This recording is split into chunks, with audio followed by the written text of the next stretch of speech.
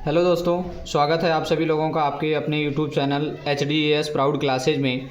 आज हम सभी लोगों का हुआ है विज्ञान कक्षा 10वीं का विज्ञान का पेपर हुआ है।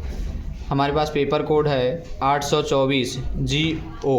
ठीक है, इसमें जो MCQ प्रश्न हैं मतलब OMR शीट पर करने वाले 20 उनके बारे में हम सभी लोग जानेंगे।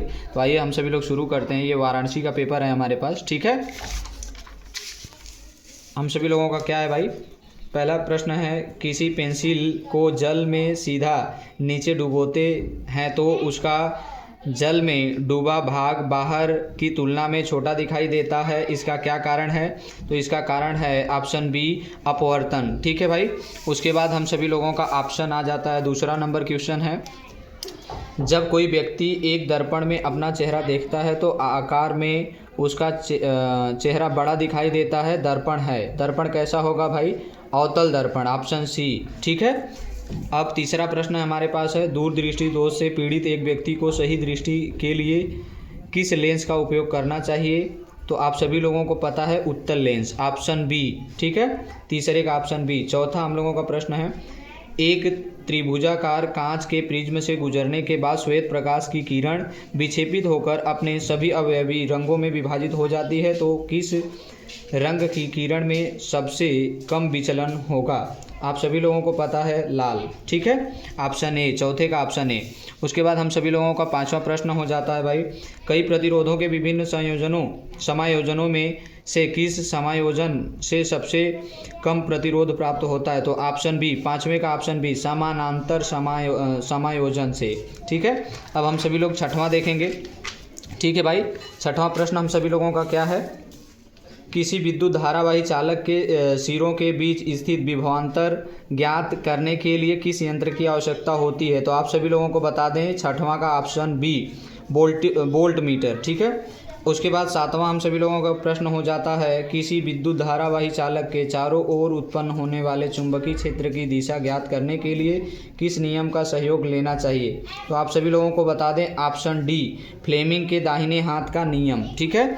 उसके बाद हम सभी लोगों का प्रश्न है भाई, एथेनॉल में उपस्थित क्रियात्मक समूह हैं। तो आप सभी लोगों को बता दें, आठवां का ऑप्शन क्या बोला जाता है, बी, OH समूह, उसको क्या बोलते हैं, हाइड्रॉक्सिल समूह ना।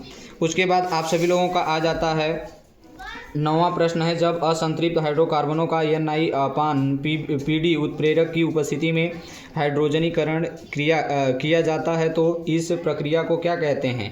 तो ऑप्शन बी, नौवें का ऑप्शन बी, हाइड्रोजनीकरण। ठीक है। अब ऑप्शन क्वेश्चन 10वां है भैया, कार्बन का कौन सा एलोट्रोप फुटबॉल जैसी संरचना रखता है? तो आप सभी लोगों को बता दें, 10वां का ऑप्शन सी, बकमिंस्टर फुलेरिन। ठीक है। उसके बाद आपका प्रश्न अगला है 11वां नंबर, लौह और भाप की अभिक्रिया का संतुलित समीकरण क्या है? तो इसका ऑप्शन 11वें का सी। ठीक है भाई, 3FeS प्लस 4H2O भी, मतलब ये आप चौथा आपका ये वाला सही है। ठीक है, ध्यान दीजिएगा। उसके बाद आपका होता है 12वां हम लोगों का प्रश्न हो जाएगा। 12वां प्रश्न क्या है भाई, 12वां प्रश्न हम सभी लोगों का है, जब प्लास्टर ऑफ पेरिस को जल के साथ मिलाया जाता है तो पुनः जिप्सम बन जाता है, यह किस प्रकार का परिवर्तन है? तो कैसा परिवर्तन है भाई? ऑप्शन ए, ऊष्माक्षेपी रासायनिक अभिक्रिया। ध्यान दीजिएगा। हम लोगों का 13वां प्रश्न है भाई, लोहे को जंग लगने से बचाने की प्रक्रिया गैल्वनाइजेशन कहलाती है, इसमें क्या किया जाता है? तो आप लोगों को बता दें, 13वां का ऑप्शन बी, लोहे पर जस्ता की परत चढ़ाना। अगला है हम सभी लोगों का 14वां नंबर प्रश्न है, जीव विज्ञान से, मानव आहार नाल का सबसे लंबा भाग क्षुद्रांत, जिसको छोटी आंत भी बोलते हैं। ठीक है, ध्यान दीजिएगा आप सभी लोग। और ये हो जाता है हम लोगों का 15वां प्रश्न, पौधों में जाइलम का मुख्य कार्य सभी लोगों को पता होना चाहिए। ऑप्शन सी, 15वां का ऑप्शन सी, जल व खनिज पदार्थों का परिवहन। ठीक है, जाइलम क्या करता है? जल व खनिज पदार्थों का परिवहन करता है। 16वां, पौधों में साइटोकाइनिन हार्मोन का मुख्य कार्य होता है। तो ध्यान दीजिए, ऑप्शन ए, 16वां का ऑप्शन है, कोशिका विभाजन को प्रेरित करना और नियंत्रित करना। ठीक है। 17वां, निम्न में से कौन लैंगिक संचरण रोग है नहीं है? तो ऑप्शन ए, हैजा, बाकी सब हैं। ध्यान दीजिएगा। ऑप्शन ए 17वां का ऑप्शन ए हैजा। उसके बाद 18वां प्रश्न हम लोगों का पुनरुद्भवन क्रिया होती है, तो आप सभी लोगों को बता दें प्लेनेरिया, ऑप्शन डी 18वां का ऑप्शन डी प्लेनेरिया। उसके बाद हम सभी लोगों का प्रश्न है 19वां नंबर प्रश्न है भाई जीव विज्ञान से रिलेटेड। मानव की विभिन्न अनैच्छिक क्रियाएं जैसे मुंह में लार का आना मस्तिष्क के किस भाग द्वारा नियंत्रित किया होती है, तो मेड्यूला, ऑप्शन सी 19वां का ऑप्शन सी। उसके बाद आपका आता है 20वां, निम्न आहार श्रृंखला में से कौन घास के मैदान के पारितंत्र से संबंधित हैं। आप सभी लोगों को पता है घास से पूछा है, तो पहला घास हो जाएगा। घास में टिड्डा पाया जाता है, टिड्डा को कौन खाता है भाई, घास को टिड्डा खाता है, टिड्डा को कौन खाता है मेढक, मेढक को सर्प, सर्प को बांस खाता है। ठीक है, तो ऑप्शन आपका हो जाएगा 20वां का सी।